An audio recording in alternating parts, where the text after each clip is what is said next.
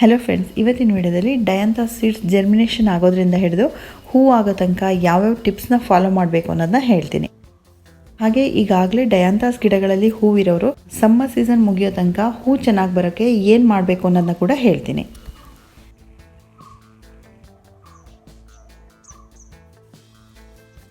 ಡಯಾಂಥಸ್ ಹೂವು ವಿಂಟರ್ ಸೀಸನಲ್ಲಿ ಬೆಳೆಯುವಂಥ ಬೆಸ್ಟ್ ಫ್ಲವರಿಂಗ್ ಪ್ಲಾಂಟ್ ಅಂತಲೇ ಹೇಳ್ಬೋದು. ಆದರೆ ಸ್ವಲ್ಪ ಜಾಸ್ತಿ ಕೇರ್ ತೊಗೊಂಡ್ರೆ ಸಮ್ಮರ್ ಪೂರ್ತಿ ಮುಗಿಯೋ ತನಕ ಇದರಲ್ಲಿ ಹೂ ಬಿಡೋ ಥರ ನೋಡ್ಕೋಬೋದು. ಡಯಾಂಥಸ್ ಸೀಡ್ಸ್ನ ಹೇಗೆ ಹಾಕೋದು ಅನ್ನೋದ್ರ ಬಗ್ಗೆ ಈಗಾಗಲೇ ಒಂದು ವಿಡಿಯೋದಲ್ಲಿ ತೋರಿಸಿದ್ದೀನಿ. ಅದರದ್ದು ನೆಕ್ಸ್ಟ್ ಅಪ್ಡೇಟ್ನ ನಾನು ಈ ವಿಡಿಯೋದಲ್ಲಿ ತೋರಿಸ್ಕೊಂಡು ಹೋಗ್ತೀನಿ. ಸೀಡ್ಸ್ ಹಾಕಿ 5ರಿಂದ 6 ದಿನದೊಳಗೆ ಮೊಳಕೆ ಹೊಡೆದು ಈ ರೀತಿ ಚಿಕ್ಕ ಗಿಡಗಳು ಕಾಣಿಸ್ಕೊಳ್ಳೋಕ್ಕೆ ಶುರುವಾಗುತ್ತೆ. ಒಂದೊಂದ್ಸಲ 8ರಿಂದ 10 ದಿನ ಕೂಡ ತಗೋಬೋದು. ನಿಮ್ಮ ಏರಿಯಾದಲ್ಲಿ ಯಾವ ರೀತಿ ಕ್ಲೈಮೇಟ್ ಇದೆ ಅನ್ನೋದ್ರ ಮೇಲೆ ಡಿಪೆಂಡ್ ಆಗುತ್ತೆ. ಸೀಡ್ಸ್ ಜರ್ಮಿನೇಷನ್ ಆಗೋರಿಗೆ ನೀರು ಜಾಸ್ತಿ ಬೇಕಾಗಲ್ಲ. ಸ್ಟಾರ್ಟಿಂಗಲ್ಲಿ ನೀರು ಏನು ಹಾಕಿರ್ತೀವಿ ಅದೇ ಸಾಕಾಗುತ್ತೆ. ನೀರು ಜಾಸ್ತಿ ಆದರೆ ಆ ಸೀಡ್ಸ್ ಎಲ್ಲ ಅಲ್ಲೇ ಕೊಳ್ತೋಗುತ್ತೆ.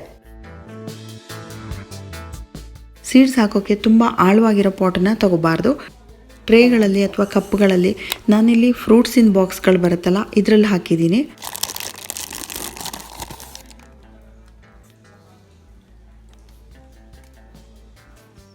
ದೊಡ್ಡ ಪಾಟ್ಗಳನ್ನ ತಗೊಂಡ್ರೆ ಮಣ್ಣಲ್ಲಿ ತುಂಬ ಹೊತ್ತಿನ ತನಕ ತೇವಾಂಶ ಹಾಗೆ ಇರುತ್ತೆ. ನೀರಿನಂಶ ಜಾಸ್ತಿ ಆದರೆ ಎಷ್ಟೊಂದು ಸೀಡ್ಸ್ ಜರ್ಮಿನೇಟ್ ಆಗೋದೇ ಇಲ್ಲ. ಈ ಬಾಕ್ಸ್ಗಳನ್ನೆಲ್ಲ ನಾನು ನೆರಳಲ್ಲಿಟ್ಟಿದ್ದೆ. ಆದರೆ ಬೆಳಕು ತುಂಬ ಜಾಸ್ತಿ ಬೀಳೋ ಕಡೆ ಇಡಬೇಕು. ಡೈರೆಕ್ಟಾಗಿ ಸನ್ಲೈಟ್ ಬೀಳಬಾರ್ದು.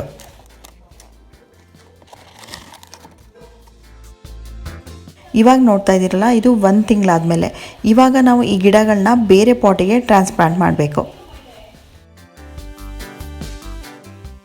1 ತಿಂಗಳಾದಮೇಲೆ ಈ ಗಿಡಗಳನ್ನೆಲ್ಲ ಈ ರೀತಿ ಪಾಟ್ಗಳಿಗೆ ಶಿಫ್ಟ್ ಮಾಡಿದ್ದೀನಿ. ಡಯಾಂಥಸ್ ಪ್ಲಾಂಟಿಗೆ ತುಂಬ ಚಿಕ್ಕ ಪಾಟಲ್ಲಿ ಹಾಕಬೇಕು. ತುಂಬ ಆಳ ಇರೋವಂಥ ಪಾಟಲ್ಲಿ ಹಾಕಬಾರ್ದು. 6 ಇಂಚಿನ ಪಾಟ್ ಸಾಕಾಗತ್ತೆ. ನರ್ಸರಿ ಪಾಟ್ಸ್ ಬರುತ್ತಲ್ಲ ಬ್ಲ್ಯಾಕ್ ಕಲರಲ್ಲಿ 6 ಇಂಚಸ್ ಪಾಟು, ಈ ಸೈಜಿನ ಪಾಟ್ಗಳಲ್ಲೇ ಡಯಾಂಥಸ್ ಗಿಡಗಳು ತುಂಬ ಚೆನ್ನಾಗಿ ಹೂ ಬಿಡೋದು. ನಾನು ಹಾಕಿರೋ ಪಾಟ್ಗಳಲ್ಲಿ ಉದ್ದ 6 ಇಂಚಿದೆ, ಅಗಲ ಜಾಸ್ತಿ ಇರೋವಂಥ ಪಾಟ್ಗಳನ್ನ ತಗೊಂಡಿದ್ದೀನಿ. ಗಿಡಗಳು ಸ್ವಲ್ಪ ಎತ್ತರ ಬಂದಮೇಲೆ 1 ಮಂತ್ ಆದಮೇಲೆ ಹೂ ಬಿಡೋಕ್ಕೆ ಮುಂಚೆ ನೀವು ಯಾವುದೇ ಫರ್ಟಿಲೈಸರ್ನ ಹಾಕಬಹುದು. ನಾನಿಲ್ಲಿ ಸೆಗಣಿ ನೀರನ್ನು ಹಾಕಿದ್ದೆ. ನೀವು ಅದ್ರ ಬದಲು ನಿಮಗೆ ಯಾವ್ದು ಈಸಿಯಾಗಿ ಸಿಗುತ್ತೆ ಅದನ್ನು ಹಾಕ್ಬೋದು. ವರ್ಮಿ ಕಂಪೋಸ್ಟ್ ಹಾಕ್ಬೋದು. ಬೋನ್ ಮಿಲ್ ಫರ್ಟಿಲೈಸರಲ್ಲಿ ತುಂಬ ಚೆನ್ನಾಗಿ ಹೂ ಬರುತ್ತೆ. ಸೀವೀಡ್ ಫರ್ಟಿಲೈಸರ್ ಅಂತ ಸಿಗುತ್ತೆ, ಇದನ್ನು ಕೂಡ ಹಾಕ್ಬೋದು. ನೀವು ಕೆಮಿಕಲ್ ಫರ್ಟಿಲೈಸರ್ ಹಾಕೋದಾದರೆ NPK ಅಥವಾ DAP ಇದೆರಡರಲ್ಲಿ ಯಾವ್ದು ಬೇಕಾದರೂ ಹಾಕ್ಬೋದು. DAPನಲ್ಲಿ ಹೂ ತುಂಬ ಚೆನ್ನಾಗಿ ಬಿಡುತ್ತೆ. DAP ಫರ್ಟಿಲೈಸರ್ ಈ ರೀತಿ ಕಾಳುಗಳ ರೀತಿ ಇರುತ್ತೆ. 1 ಪಾಟಿಗೆ ಅರ್ಧ ಸ್ಪೂನ್ ಮಾತ್ರ ಹಾಕಬೇಕು. ಈ ಕಾಳುಗಳನ್ನ ಮಣ್ಣೊಳಗೆ ಗಿಡದ ಬುಡದಿಂದ ಸ್ವಲ್ಪ ದೂರದಲ್ಲಿ ಈ ರೀತಿ ಮಣ್ಣೊಳಗೆ ಹಾಕಿಬಿಟ್ಟು ಪ್ರೆಸ್ ಮಾಡಬೇಕು.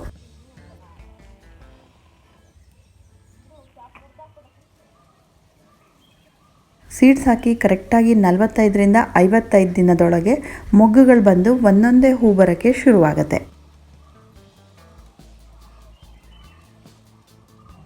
ಡಯಾಂಥಸ್ ಗಿಡಗಳಿಗೆ ಇಡೀ ದಿನ ಬಿಸಿಲು ಬೀಳುವಂಥ ಜಾಗದಲ್ಲಿಟ್ಟರೆ ಹೂ ತುಂಬ ಚೆನ್ನಾಗಿ ಬಿಡ್ತಾ ಇರುತ್ತೆ. ಮಿನಿಮಮ್ 6 ಗಂಟೆನಾದರೂ ಬಿಸಿಲು ಬೀಳ್ತಾ ಇರಬೇಕು. ನೆರಳಿದ್ರೆ ಗಿಡ ಚೆನ್ನಾಗಿ ಬರುತ್ತೆ, ಆದರೆ ಹೂ ತುಂಬ ಬಿಡಲ್ಲ. ಫುಲ್ ಸನ್ಲೈಟಲ್ಲಿ ಇಟ್ಟಿದ್ರೆ ಕಂಟಿನ್ಯೂಸ್ ಆಗಿ ಹೂ ಬರ್ತಾ ಇರುತ್ತೆ. ಈ ಪ್ಲ್ಯಾಂಟ್ಸಿಗೆ ನೀರು ಹಾಕುವಾಗ ತುಂಬ ಕೇರ್ಫುಲ್ ಆಗಿರಬೇಕು. ಡಯಾಂಥಸ್ ಪ್ಲ್ಯಾಂಟಲ್ಲಿ ತುಂಬ ಇಂಪಾರ್ಟೆಂಟ್ ಇರೋದೇ 2 ವಿಷಯಗಳು. ಒಂದು ಸನ್ಲೈಟ್, ಇನ್ನೊಂದು ನೀರು. ಮ್ಯಾಕ್ಸಿಮಮ್ ಸನ್ಲೈಟ್ ಇರಬೇಕು, ನೀರು ತುಂಬ ಕಡಿಮೆ ಹಾಕಬೇಕು. ಈ ಪಾಟಲ್ಲಿ ನೀವು ನೋಡ್ಬೋದು ಮಣ್ಣಲ್ಲಿ ತುಂಬ ತೇವಾಂಶ ಇದೆ. ಇಷ್ಟು ಮಾಯ್ಶ್ಚರ್ ಇರಲೇಬಾರ್ದು. ಮಣ್ಣು ಯಾವಾಗಲೂ ಡ್ರೈ ಆಗಿರಬೇಕು. ಮಣ್ಣಲ್ಲಿ ನೀರಿನಂಶ ಜಾಸ್ತಿಯಾಗಿ ಕೆಳಗಡೆ ಇರೋ ಎಲೆಗಳೆಲ್ಲ ಎಲ್ಲೋ ಆಗಿದೆ. ಎಷ್ಟೊಂದು ಎಲೆಗಳು ಕೊಳಿತಾ ಬರ್ತಾ ಇದೆ. ಇದೇ ರೀತಿ ಮಣ್ಣಲ್ಲಿ ಯಾವಾಗಲೂ ಮಾಯ್ಶ್ಚರ್ ಇದ್ದರೆ ಗಿಡ ನಿಧಾನವಾಗಿ ಕೊಳಿತಾ ಬರುತ್ತೆ, ಆಮೇಲೆ ಪೂರ್ತಿ ಸತ್ತೋಗುತ್ತೆ. ಡಯಾಂಥಸ್ ಪ್ಲಾಂಟ್ ಬೆಳೆದಿರೋರು ಎಲ್ರಿಗೂ ಇದು ಎಕ್ಸ್ಪೀರಿಯನ್ಸ್ ಆಗಿರುತ್ತೆ. ನಾನು ಕೂಡ ಪ್ರತಿ ವರ್ಷ ನೀರು ಜಾಸ್ತಿ ಹಾಕ್ಬಿಟ್ಟು ಎಷ್ಟೊಂದು ಗಿಡಗಳನ್ನ ಕಳ್ಕೊಂಡಿದ್ದೀನಿ. 2 ಅಥವಾ 3 ದಿನಕ್ಕೆ ಒಂದ್ಸಲ ನೀರು ಹಾಕಿದರೆ ಸಾಕು. ನೀರು ಹಾಕಬೇಕಾದ್ರೆ ಗಿಡದ ಮೇಲೆ ನೀರು ಬೀಳಬಾರ್ದು, ಗಿಡದ ಬುಡಕ್ಕೆ ಮಾತ್ರ ಹಾಕಬೇಕು.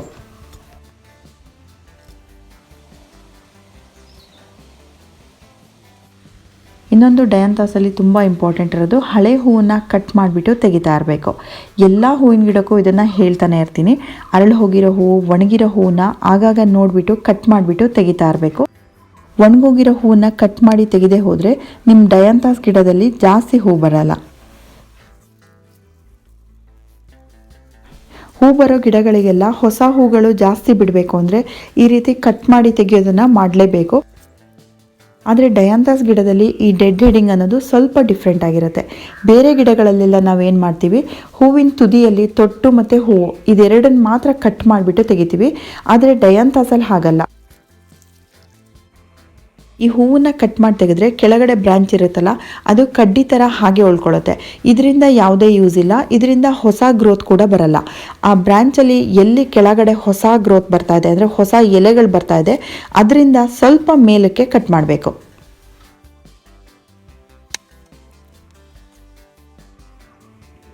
ಕೆಲವು ಬ್ರಾಂಚಸಲ್ಲಿ ಸ್ವಲ್ಪ ಹೂ ಅರಳು ಹೋಗಿರುತ್ತೆ, ಇನ್ನೂ ಮೊಗ್ಗುಗಳು ಹಾಗೆ ಇರುತ್ತೆ ಅಥವಾ ಹೂಗಳು ಹಾಗೆ ಇರುತ್ತೆ. ಆವಾಗ ಏನು ಮಾಡ್ಬೋದು, ನೀವು ಇನ್ನೂ ಒಂದು 2-3 ದಿನ ಆ ಬ್ರಾಂಚ್ ಫುಲ್ ಎಷ್ಟು ಹೂವಿದೆ ಅಷ್ಟು ಪೂರ್ತಿ ಒಣಗಿ ಹೋಗೋ ತನಕ ವೆಯ್ಟ್ ಮಾಡಿಬಿಟ್ಟು ಆಮೇಲೆ ನೀವು ಒಟ್ಟಿಗೆ ಕಟ್ ಮಾಡಿಬಿಟ್ಟು ತೆಗಿಬಹುದು. ಕೆಳಗಡೆಯಿಂದ ಹೊಸ ಎಲೆಗಳು, ಹೊಸ ಚಿಗುರು ಬರ್ತಾ ಇರುತ್ತೆ. ನೀವು ಅದನ್ನು ನೋಡಿಕೊಂಡು ಅದರಿಂದ ಸ್ವಲ್ಪ ಮೇಲಕ್ಕೆ ಕಟ್ ಮಾಡಬೇಕು. ಆವಾಗ ಹೊಸ ಗ್ರೋತ್ ಬರುತ್ತಲ್ಲ, ಅದು ಬುಷಿಯಾಗಿ ಬರುತ್ತೆ, ಹೊಸ ಸ್ಟೆಮ್ಸ್ ಬೆಳೆಯುತ್ತೆ, ಅದರಿಂದ ಹೊಸ ಹೂ ಕೂಡ ಬರುತ್ತೆ. ಸಮ್ಮರ್ವರೆಗೆ ಅಂದರೆ ಮೇ ಎಂಡ್ವರೆಗೆ ನಿಮ್ಮ ಡಯಾಂಥಸ್ ಗಿಡದಲ್ಲಿ ಕಂಟಿನ್ಯೂಸ್ ಆಗಿ ಹೂ ಬರಬೇಕು ಅಂದರೆ ಈ ರೀತಿ ಡೆಡ್ ಹೆಡಿಂಗ್ ನೀವು ಮಾಡಲೇಬೇಕಾಗತ್ತೆ.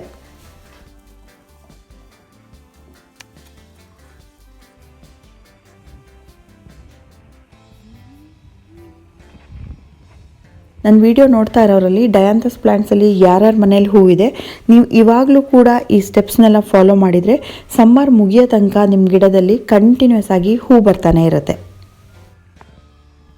ಇವಾಗ ಡಯಾಂಥಸ್ ಗಿಡದಲ್ಲಿ ಸೀಡ್ಸ್ ಹೇಗೆ ಕಲೆಕ್ಟ್ ಮಾಡೋದು ಅಂತ ತೋರಿಸ್ತೀನಿ.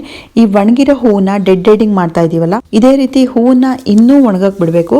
ಪೂರ್ತಿ ಬ್ರೌನ್ ಆಗಬೇಕದು, ಫುಲ್ ಡ್ರೈ ಆಗಬೇಕು. ಆಮೇಲೆ ನಾವು ಅದನ್ನು ಕಟ್ ಮಾಡಿ ಅದ್ರ ಒಳಗಡೆ ಇರೋ ಸೀಡ್ಸ್ನ ಕಲೆಕ್ಟ್ ಮಾಡ್ಕೋಬೇಕು.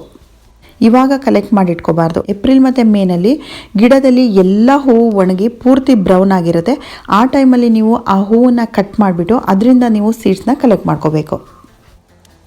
ಆ ಹೂವು ತುಂಬ ಚೆನ್ನಾಗಿ ಬಲ್ತು ಆಮೇಲೆ ಒಣಗಿರಬೇಕು, ಆವಾಗ ಅದರೊಳಗೆ ಸೀಡ್ಸ್ ಇರುತ್ತೆ. ಆ ಹೂವನ್ನ ಹೊರಗಡೆಯಿಂದ ಪ್ರೆಸ್ ಮಾಡಿದಾಗ ನಿಮಗೆ ಗೊತ್ತಾಗುತ್ತೆ, ಸಾಸಿವೆ ಕಾಳಿಗಿಂತನೂ ಚಿಕ್ಕ ಸೀಡ್ಸ್ ಇರುತ್ತೆ ಅದರೊಳಗೆ. ಒಣಗಿರೋ ಹೂವನ್ನ ಪೂರ್ತಿ ಬಿಡಿಸಿದಾಗ ಅದರೊಳಗೆ ಸೀಡ್ ಪಾಡ್ ಅಂತ ಇರುತ್ತೆ. ಅದರೊಳಗೆ ಚಿಕ್ಕ ಚಿಕ್ಕ ಬ್ಲ್ಯಾಕ್ ಕಲರ್ ಸೀಡ್ಸ್ ಇರುತ್ತೆ.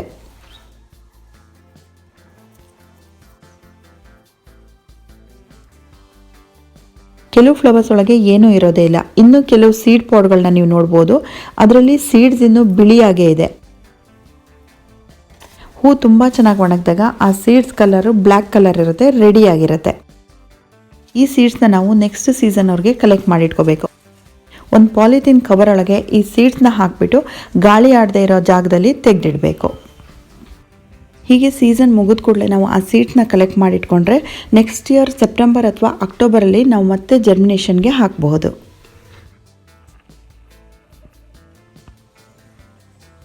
ಡಯಾಂಥಸ್ ಫ್ಲವರ್ಸ್ ತುಂಬ ಕಲರ್ಸಲ್ಲಿ ಬರುತ್ತೆ.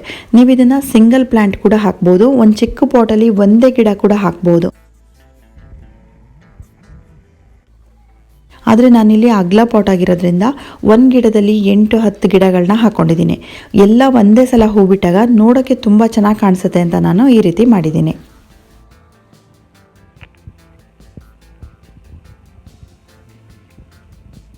ಇದಕ್ಕೆ ನಾರ್ಮಲ್ ಪಾಟ್ ಮಿಕ್ಸಿಂಗ್ ತೊಗೊಂಡಿದ್ದೀನಿ. 50% ಮಣ್ಣು ತೊಗೊಂಡಿದ್ದೀನಿ, 25% ಅಷ್ಟು ಕೋಕೋಪೀಟು, ಇನ್ನು 25% ಅಷ್ಟು ಕಾಂಪೋಸ್ಟ್ ತೊಗೊಂಡಿದ್ದೀನಿ. ಇನ್ನು ಫರ್ಟಿಲೈಸರ್ ಬಗ್ಗೆ ಹೇಳೋದಾದರೆ ಈ ಗಿಡಕ್ಕೆ ತುಂಬ ಫರ್ಟಿಲೈಸರ್ ಬೇಕಾಗಲ್ಲ. ನೀವು ಹೂ ಜಾಸ್ತಿ ಬಿಡಲಿ ಅಂತ ತುಂಬ ಫರ್ಟಿಲೈಸರ್ ಹಾಕಿದರೆ ಗಿಡ ಒಣಗೋಗುತ್ತೆ. ಗಿಡಕ್ಕೆ ತುಂಬ ಹೀಟಾಗಿ ಗಿಡ ಒಣಗೋಗುತ್ತೆ, ಹೂನು ಜಾಸ್ತಿ ಬಿಡಲ್ಲ. ನೀವು ಯಾವುದನ್ನು ಹಾಕ್ತೀರಾ 20 ದಿನಕ್ಕೆ ಒಂದು ಸಲ ಹಾಕಿದರೆ ಸಾಕು, ಕಂಟಿನ್ಯೂಸ್ ಆಗಿ ಒಂದ್ರ ಮೇಲೆ ಒಂದು ಹಾಕಬಾರ್ದು. ಈ ಡಯಾಂಥಸ್ ಗಿಡಕ್ಕೆ ತುಂಬ ಓವರಾಗಿ ಕೇರ್ ಮಾಡಿದರೂ ಕೂಡ ಈ ಗಿಡ ಬದುಕಲ್ಲ. ಮಣ್ಣು ಗಟ್ಟಿಯಾಗಿದ್ದರೆ ನೋಡಿಬಿಟ್ಟು ಅದನ್ನು ಲೂಸ್ ಮಾಡ್ತಾ ಇರಬೇಕು. ಯಾವಾಗಲೂ ಸನ್ಲೈಟಲ್ಲಿ ಇಡಬೇಕು. ನೀರನ್ನು ತುಂಬ ಕಡಿಮೆ ಹಾಕಬೇಕು. ಇದಿಷ್ಟನ್ನು ಮಾತ್ರ ನೆನಪಲ್ಲಿ ಇಟ್ಕೊಂಡ್ರೆ ಸಾಕು.